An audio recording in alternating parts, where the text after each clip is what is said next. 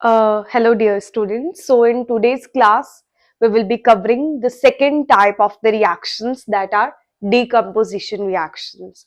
So, first type, that is combination reaction, we had already discussed in the last class, and today we will discuss the second type of the reactions that are decomposition reactions. So, decomposition reactions देखिए mainly three types की होती है.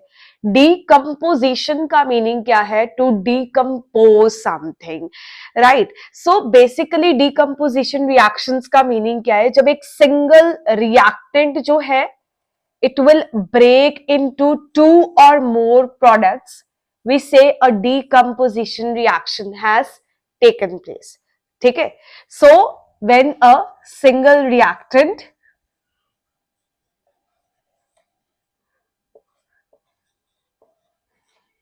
breaks into two or more products.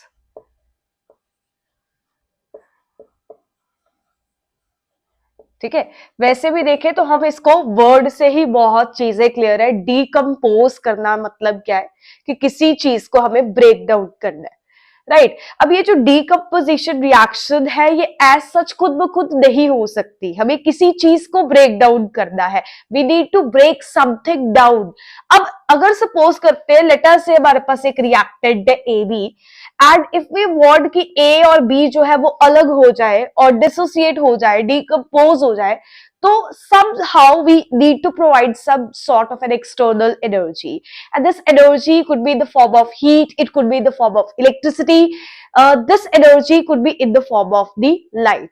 ठीक है? So basically जो हमारी decomposition reaction है वो तीन मेन तरह की है.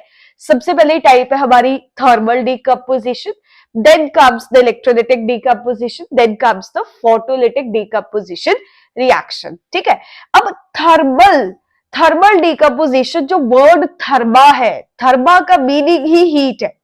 ठीक है? तो वर्ड से ही हमें क्लियर हो रहा है कि हीटिंग से हम किसी चीज को डीकम्पोज करने वाले. ठीक है? So when a decomposition reaction is carried out by heating, we call it as a thermal decomposition. आप हीट देंगे तो रिएक्टेंट टूटेगा एंड प्रोडक्ट्स देगा, right? Next comes the electrolytic decomposition. अब इलेक्ट्रो वर्ड जो है, इसका मतलब है इलेक्ट्रिसिटी. इलेक्ट्रो वर्ड का मतलब है electricity, and lytic lysis word जो होता है, that is the word use to break something. ठीक है? कोई चीज का टूटना इज लाइसिस. तो इलेक्ट्रिसिटी पास करके जब हम किसी भी एक सब्सटेंस को ब्रेक डाउन करते हैं इनटू टू और मोर प्रोडक्ट्स, तो हम कहते हैं electrolytic decomposition reaction has taken place. So decomposition reaction which is carried out by electric current, right? Next comes the photolytic decomposition reaction. Photo का मतलब होता है लाइट. ठीक है? अब लिटिक का again means is to break down something, to break. So photolytic decomposition reaction क्या होगी? Decomposition reaction that is carried out by the light. अब ये जो तीन मेन टाइप्स ऑफ रिएक्शंस है, इसके साथ एसोसिएटेड हम थोड़ी सी एक्टिविटीज को देखेंगे, एंड देयर बाय ऑल्सो हम इसके साथ कुछ इक्वेशंस को फॉर्म करेंगे.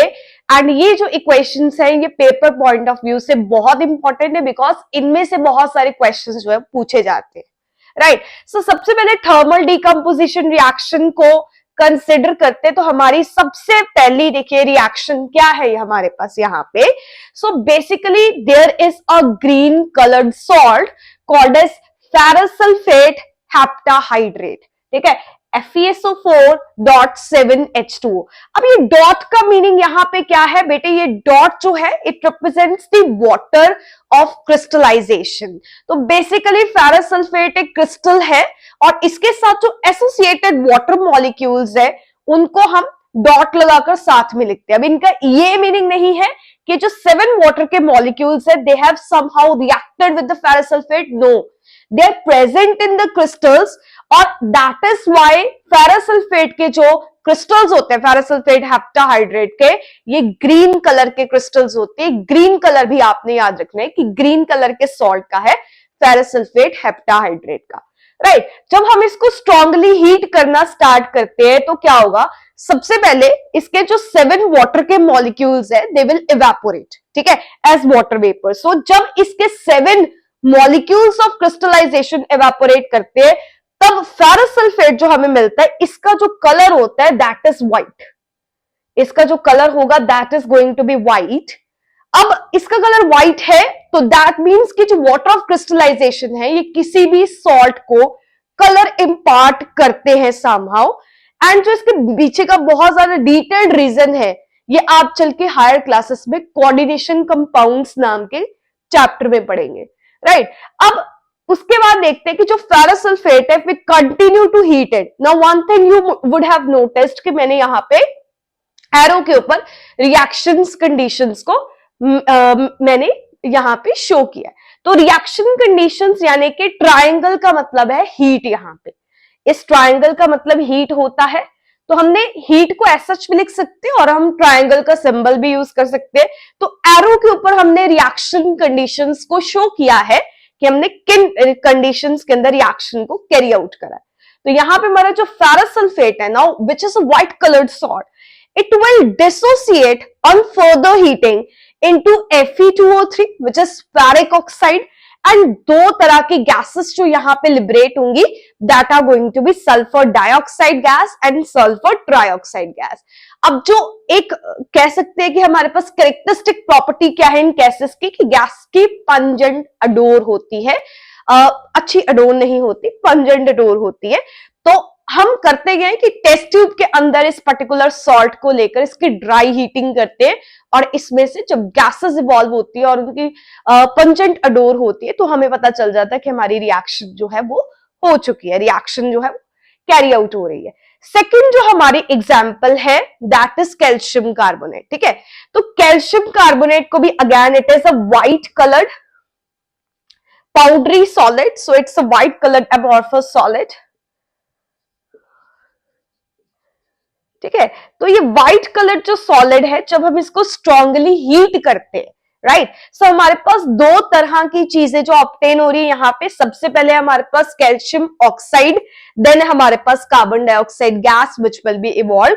अब इस कार्बन डाइऑक्साइड गैस का भी देखिए कंफर्मेशन टेस्ट होता है since it is a colourless odourless gas.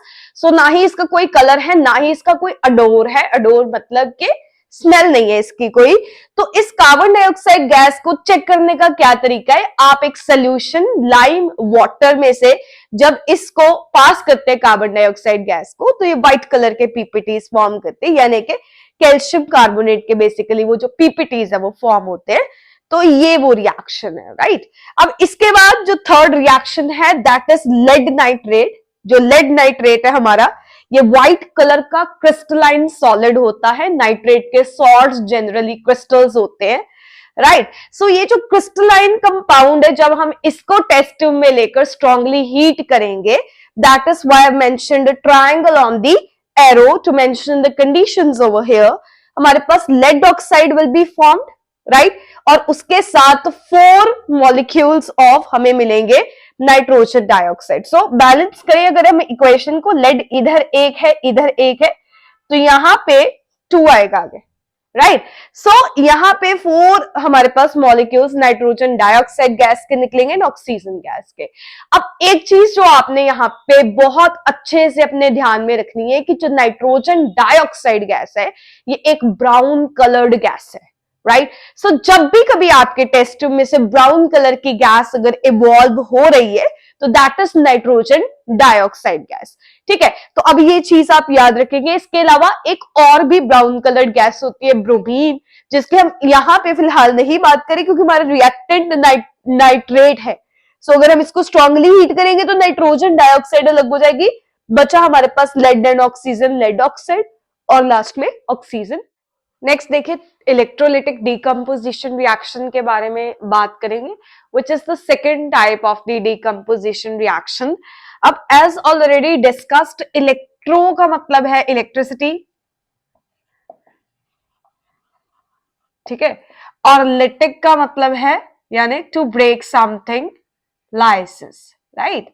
So electrolytic decomposition क्या होगी कि इलेक्ट्रिक करंट को जब कभी भी हम किसी एक सोल्यूशन में से या किसी सब्सटेंस में से पास करते तो वो डिकम्पोज होती है। अब इसकी एक सिंपल सी एग्जांपल जो हमारे सामने है यहाँ पे is decomposition, electrolytic decomposition in case of the water, right. So अब बेसिकली क्या है कि जैसे वाटर है हमारा, ठीक है, water is liquid, so bracket में मैंने एल को मेंशन किया।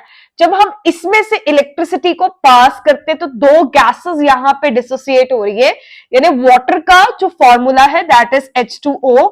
सो दो गैसेस जो इससे लिबरेट होंगी that is the hydrogen gas and the oxygen gas, ठीक है। Upward arrow represents that the gas is liberated. अब इस चीज को पूरी को देखने के लिए, इंश्योर करने के लिए क्या ये सच में ऐसा होता है, हमने एक सिंपल से एक्सपेरिमेंटल सेटअप जो है उसके बारे में बात करी है। यहाँ पे हमने एक प्लास्टिक का कंटेनर लिया है, बीकर लिया है, और उसके नीचे दो होल्स को ड्रिल किया है। होल्स को ड्रिल करने के बाद यहां से हमने दो कार्बन के इलेक्ट्रोड्स को पास किया, कार्बन रॉड्स को पास किया। इन्हीं कार्बन रॉड्स को हमने नीचे से फिक्स किया है using a rubber stopper and we have connected with the help of the wires to them to a 6 volt battery. 6 volt battery के साथ हमने इसको कनेक्ट किया। अब यहाँ पे इस प्लास्टिक मग में, बीकर में, when we put in the water, ठीक है, जब हम इसमें पानी डालेंगे, हम उसके बाद क्या करेंगे, दो टेस्ट ट्यूब्स को इन्वर्ट करेंगे सच दैट कि जो टेस्ट ट्यूब्स होगी कहीं ना कहीं जब हम उनको वाटर के अंदर इन्वर्ट करेंगे यहां तक ऊपर तक ये वाटर से जो है वो फिलअप हो जाती है, राइट।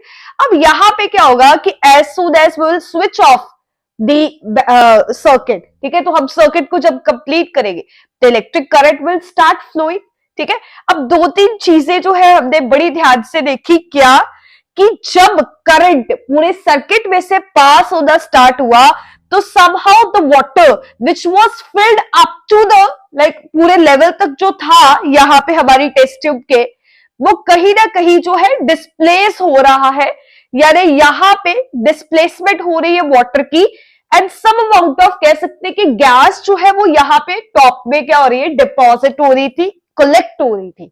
और इसी के साथ इस वाटर के अंदर भी हम बहुत सारे बबल्स को देख पा रहे हैं।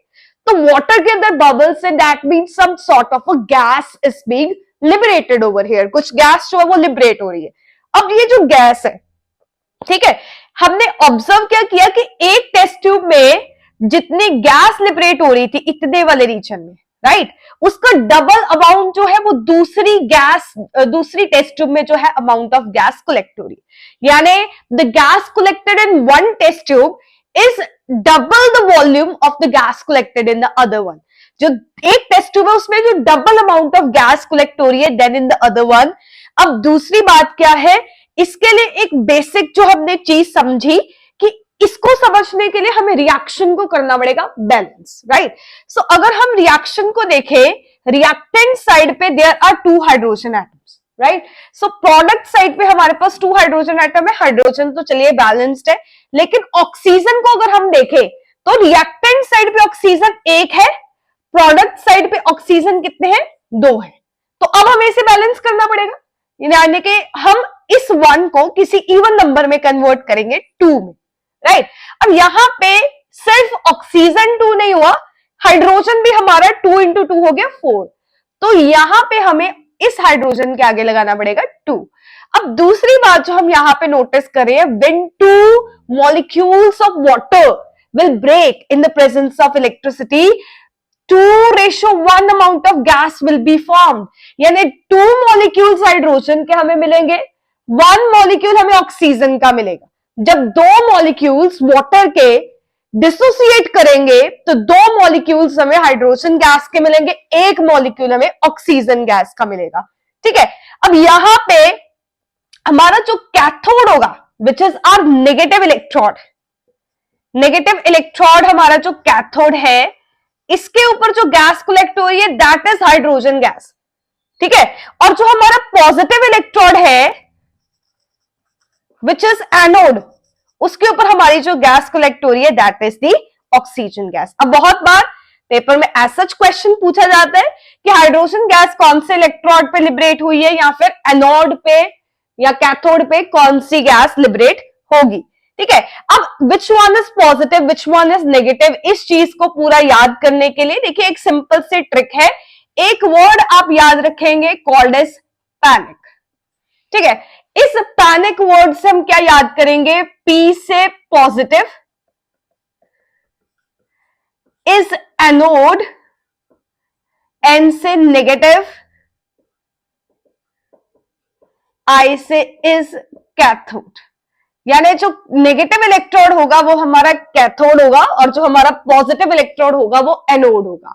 अब दूसरी बात, एक छोटा सा अगर मैं ट्रिक समझाऊं एज सच, कि हमारा जो हाइड्रोजन है वो जनरली H पॉजिटिव आयंस को फॉर्म करता है।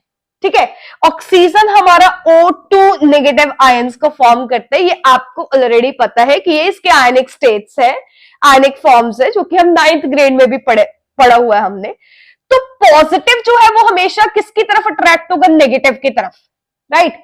सो हमारा जो हाइड्रोजन है, क्योंकि वो नेगेटिव इलेक्ट्रॉन की तरफ अट्रैक्ट होगा तो वो कैथोड पे लिबरेट होगा, because cathode is the negative electron, right. Oxygen की बात करें, ऑक्सीजन पे ऑलरेडी नेगेटिव चार्ज है।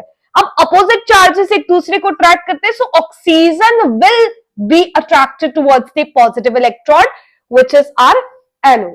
ठीक है, इसी के साथ ये हमारा इलेक्ट्रोलाइटिक डीकंपोजिशन रिएक्शन का टॉपिक हो जाता है यहीं पे ओवर। अब ये जो इलेक्ट्रोलाइटिक डीकंपोजिशन रिएक्शन है, ये बहुत ही पेपर पॉइंट ऑफ व्यू से इंपॉर्टेंट रिएक्शन है, बिकॉज इसमें से बहुत सारे क्वेश्चंस पूछे जाते हैं।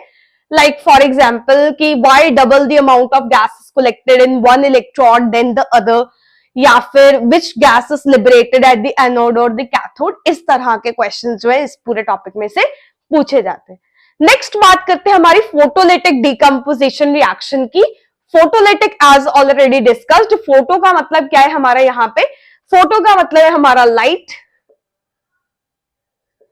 ठीक है, and lytic is to break, यानी ऐसे रिएक्शंस जो कि हम लाइट के प्रेजेंस में कैरी आउट करते हैं एज ए डीकंपोजिशन रिएक्शंस। ठीक है, तो सबसे सिंपल सी हमारे पास पहली एग्जांपल जो है एक गिवन है सिल्वर क्लोराइड की। सिल्वर क्लोराइड एक व्हाइट कलर का सॉलिड होता है।